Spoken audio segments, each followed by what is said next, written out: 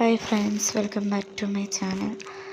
അപ്പം ഇന്ന് രാവിലെ തന്നെ എണീറ്റിട്ട് നമ്മൾ മുറ്റത്തൊക്കെ ഇറങ്ങി രാവിലെ ഇങ്ങനെ നോക്കി നിൽക്കുക എന്ന് പറഞ്ഞു കഴിഞ്ഞാൽ എപ്പോഴും നമുക്ക് അടിപൊളിയായിട്ടുള്ള ഒരു മോർണിംഗ് സ്റ്റാർട്ടിങ് കിട്ടുന്ന ഒരു പരിപാടിയാണ് കേട്ടോ. അപ്പം ഞാൻ എല്ലാ ദിവസവും രാവിലെ എണീറ്റ് കഴിഞ്ഞ് കഴിഞ്ഞാൽ മുറ്റത്ത് പോയി പ്രത്യേകിച്ച് പരിപാടിയൊന്നുമില്ലെങ്കിൽ ഇങ്ങനെ അങ്ങ് നോക്കി വയ്ക്കും. പിന്നെ ഇപ്പം പണിയില്ല എന്നും പറയാൻ പറ്റത്തില്ല, കാരണം അതുപോലത്തെ ചൂടാണ്. അപ്പോൾ ചെടികളൊക്കെ ഉണ്ടെങ്കിൽ നമ്മൾ വെള്ളമൊക്കെ ഒഴിച്ചു കൊടുക്കണം, എന്ത് തന്നെയായാലും 2 നേരവും നനച്ചു കൊടുക്കണം. അത്ര അതുങ്ങളോട് ചെയ്യുന്നില്ലെങ്കിൽ ഒരു വല്ലാത്ത ദ്രോഹമായിപ്പോൾ. അപ്പം ഞാൻ രാവിലെ ചെടിയൊക്കെ നനയ്ക്കുന്നതിന് മുമ്പ് നമ്മുടെ റോസ് ഇങ്ങനെ എന്തോ ഭയങ്കര ബൾക്കായിട്ടാണ് കുറച്ച് തവണയായിട്ട് പൂക്കുന്നത്. അതുകൊണ്ട് തന്നെ എല്ലാം ഒരേ സമയത്ത് കൊഴിഞ്ഞു പോകാറുമുണ്ട്.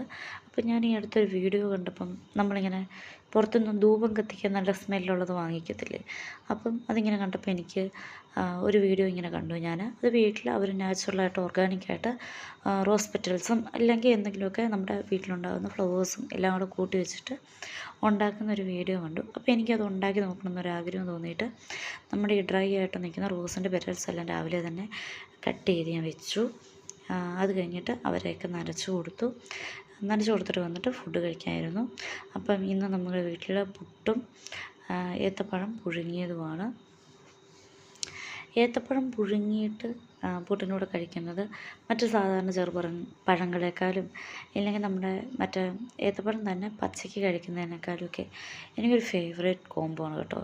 ശരിക്കും പുട്ട് വലിയ താല്പര്യമൊന്നും ഇല്ലെങ്കിലും ഇങ്ങനെ എന്തെങ്കിലുമൊക്കെ കോംബോയും പിന്നെ എന്തെങ്കിലുമൊക്കെ സ്പെഷ്യൽ കറിയൊക്കെ കിട്ടുമ്പോൾ കഴിക്കും. കാരണം എന്താണെന്ന് വെച്ചാൽ നമ്മുടെ അമ്മമാർക്ക് എളുപ്പമുള്ള പണിയാണല്ലോ അവരെപ്പോഴും നമുക്ക് ഉണ്ടാക്കുക. പുട്ട് ഒഴിച്ചുകൂടാനാകാത്തൊരു വിഭവം തന്നെ പറയാം. അത് കഴിഞ്ഞിട്ട് ഞാൻ വന്നിട്ട് നമ്മുടെ ജെറിൻ സാറിൻ്റെ മാത്സിൻ്റെ റിട്ടേൺ ടോപ്പിക് അറിയാമല്ലോ, ഞാനതാണ് കൂടുതൽ ഫോളോ ചെയ്യുന്നത്. അപ്പം അത് പഠിച്ചുകൊണ്ടിരിക്കുകയാണ്. സാറിൻ്റെ ക്ലാസ് എന്ന് പറയുമ്പോഴത്തേനും അറിയാമല്ലോ, ചില വീഡിയോസൊക്കെ 1.5 മണിക്കൂർ 2 മണിക്കൂറിന് എബോവ് ഒക്കെ കാണാറുണ്ട്. അപ്പോൾ പിന്നെ അത് നമ്മൾ നിർത്തി മനസ്സിലാക്കി നമുക്ക് എന്തെങ്കിലും ഉണ്ടെങ്കിൽ ഒന്നുകൂടെ പഠിച്ച് റിപ്പീറ്റ് ചെയ്ത് എന്തെങ്കിലുമൊക്കെ നോക്കി പഠിച്ച് വരുമ്പോൾ ചിലപ്പോൾ അതിൽ കൂടുതൽ സമയം എടുക്കും. അപ്പം ഇന്ന് എനിക്ക് ഉച്ച കഴിഞ്ഞൊന്ന് പുറത്ത് പോകണമായിരുന്നു. അതുകൊണ്ട് വേറെ കൂടുതൽ ടോപ്പിക്സ് ഒന്നും പഠിക്കാൻ തന്നില്ല. എന്തായാലും ആ വീഡിയോ കംപ്ലീറ്റ് ചെയ്യാം എന്ന് വിചാരിച്ച് അത് മാത്രമാണ് പഠിച്ചത്. ഇപ്പം സ്റ്റഡി വ്ളോഗിൽ നിന്നൊരു മോട്ടിവേഷനൊക്കെ കിട്ടാൻ വേണ്ടി കാണുന്നവരോട് സത്യം പറഞ്ഞു കഴിഞ്ഞാൽ ടോപ്പിക്സ് കഴിഞ്ഞ വീഡിയോസിലൊക്കെ ഞാൻ ഇന്ന ടോപ്പിക്സാണ് പഠിച്ചത് അങ്ങനെയൊക്കെ പറഞ്ഞായിരുന്നു. ഈ പ്രാവശ്യത്തെ വീഡിയോയിൽ അതൊന്നുമില്ല. അങ്ങനത്തെ ഒരു വല്ലാത്ത രീതിയിലാണ് കാര്യങ്ങളുടെ പോക്ക്. കാരണം വേറൊന്നുമല്ല, ഇത് പഠിച്ചു കഴിഞ്ഞപ്പോൾ തന്നെ 2-3 മണിക്കൂർ എൻ്റെ പോയി. പിന്നെ ഇടയ്ക്ക് 1-2 തവണ ഞാൻ ഇടയ്ക്ക് എണീറ്റൊക്കെ പോയായിരുന്നു.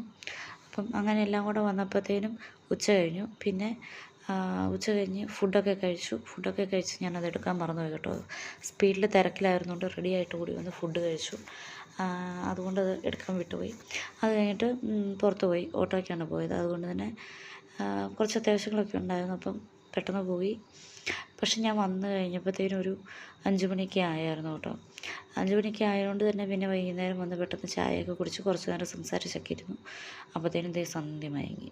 ഞാൻ കുറേ ദിവസമായിട്ട് ഇങ്ങനെ വിചാരിച്ചുകൊണ്ടിരിക്കുന്ന സാധനമാണ്. നമ്മുടെ വീട്ടിലെ പാഷൻ ഫ്രൂട്ട് എൻ്റെ മരമില്ല കേട്ടോ, തൈയില്ല.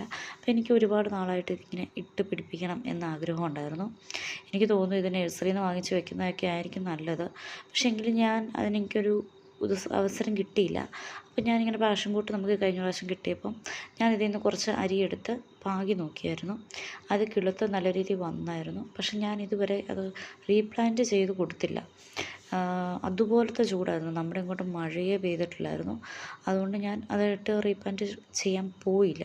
പക്ഷേ ഇപ്പം ആ ചട്ടിക്കകത്ത് തന്നെ നിന്നത് നല്ല രീതിയിൽ വള്ളി വീശാൻ തുടങ്ങി. അപ്പോൾ ഇനിയെങ്കിലും എടുത്ത് വെച്ചില്ലേ ശരിയാവില്ല എന്ന് വിചാരിച്ചിട്ട് ഞാൻ എടുത്ത് വെക്കുവാണ്. മഴ പെയ്തില്ലേ പെയ്യണ്ട, എന്തെങ്കിലും ആട്ടെ എന്ന് വിചാരിച്ചിട്ട് എടുത്ത് വെക്കുവാണ്. അപ്പോൾ സന്ധ്യയായി, എന്തെങ്കിലും ആട്ടെ അവസാനിപ്പിച്ചാൽ പറ്റുമെന്ന് വിചാരിച്ച് ലൈറ്റൊക്കെ ഇട്ടിട്ട് എടുത്ത് വെക്കുവാണ്.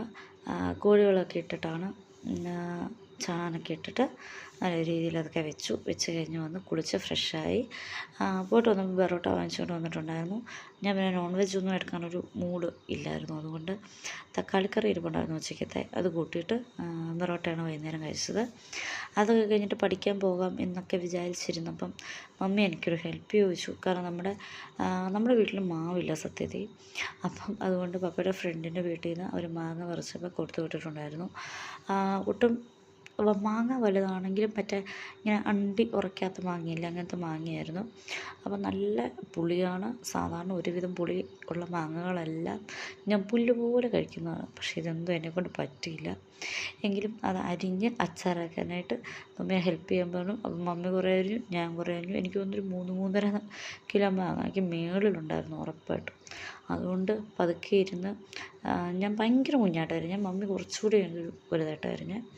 അപ്പം അതിങ്ങനെ അരിഞ്ഞ് എടുക്കുക എന്ന് പറഞ്ഞു കഴിഞ്ഞാൽ എൻ്റെ പൊന്നു ഒരുപാട് വന്നു. പിന്നെ ഞാൻ അത് എന്തായാലും വീഡിയോസൊന്നും ഷൂട്ട് ചെയ്യാൻ നിന്നൊന്നുമില്ല കേട്ടോ. ചെറുതായിട്ട് കുറച്ച് നേരം നോക്കിയിട്ട് പിന്നെ വീഡിയോസ് കണ്ടുകൊണ്ട് എന്തെങ്കിലും യൂട്യൂബിലൊരു വീഡിയോ പ്ലേ ചെയ്തുകൊണ്ട് അരിഞ്ഞു കൊടുത്തു. സത്യം പറഞ്ഞു കഴിഞ്ഞാൽ അത്രയും മാങ്ങ അരിഞ്ഞു വന്നപ്പം മമ്മി കുറച്ച് കഴിഞ്ഞിട്ടാണ് എൻ്റെ കൂടെ കൂടിയത്. എങ്കിലും ഞാൻ 2 മണിക്കൂർ കൃത്യമായിട്ടിരുന്നു. 2 മണിക്കൂർ അങ്ങനെ തന്നെ ഒരേ രീതിയിൽ ഇരുന്നിട്ട് വന്നിട്ട് കഴിഞ്ഞപ്പോൾ പിന്നെ പോയിട്ട് വന്നതിൻ്റെ ക്ഷീണവും എല്ലാം കൂടി ആയപ്പോൾ എനിക്ക് പിന്നെ ഒന്നും പഠിക്കാൻ പറ്റില്ല കേട്ടോ. നമ്മൾ ഒരുപാട് ടയേർഡായിട്ടിരുന്ന് പഠിക്കുന്നതിനേക്കാളും നല്ലത് ഞാൻ വിചാരിച്ചു പിറ്റേ ദിവസമായിട്ട് ഫ്രഷായിട്ട് പഠിക്കാമല്ലോ എന്ന് വിചാരിച്ച് ഞാൻ കൂടുതലൊന്നും പഠിച്ചില്ല. അപ്പോൾ ഇന്നത്തെ ഒരു പ്രൊഡക്റ്റീവ് ഡേ ആയിരുന്നു എന്ന് ചോദിച്ചാൽ എൻ്റെ കുറേ പേഴ്സണൽ കാര്യങ്ങൾ നടന്നു എന്നതിനപ്പുറത്തേക്ക് സ്റ്റഡി വ്ളോഗിൽ നിങ്ങൾക്ക് ഭയങ്കര മോട്ടിവേഷനോ ഒന്നും തരാൻ ചിലപ്പോൾ കാണത്തില്ല. അതുകൊണ്ട് അങ്ങനെ അങ്ങനെ പറയാൻ പറ്റത്തുള്ളൂ. നമ്മളങ്ങനെ പറയുന്നത് എപ്പോഴും നമുക്കൊരു കാര്യം പറ്റിയില്ലെങ്കിലും അത് സത്യസന്ധമായിട്ട് പറയുന്നതാണല്ലോ എപ്പോഴും അടിപൊളി. അതുകൊണ്ട് വീഡിയോ സ്റ്റഡി വ്ളോഗിനൊരു മോട്ടിവേഷൻ അല്ലെങ്കിൽ മുടങ്ങി പോകണ്ടെന്ന് വിചാരിച്ച് ഞാൻ ഷൂട്ട് ചെയ്ത് വെച്ചിട്ടും ഇടാതിരുന്നത്. പിന്നെ ഞാൻ വിചാരിച്ചു ആ ഒരു കണ്ടിന്യൂവേഷൻ കളയണ്ട, പഠിച്ചത് പഠിച്ചു പോട്ടെ, ഇല്ലെങ്കിൽ അങ്ങനെ ഒരു കണ്ടിന്യൂവേഷൻ വിചാരിച്ച് ഇടാമെന്ന് വിചാരിച്ചിട്ട് ഇടുന്ന വീഡിയോ ആണ്. അപ്പം എല്ലാവർക്കും ഇഷ്ടപ്പെട്ടെങ്കിൽ സബ്സ്ക്രൈബ് ചെയ്യണം, ലൈക്ക് ചെയ്യുക, ഷെയർ ചെയ്യുക. അപ്പം കൂടുതൽ വീഡിയോസൊക്കെ ആയിട്ട് നമുക്ക് വീണ്ടും കാണാം. ബൈ.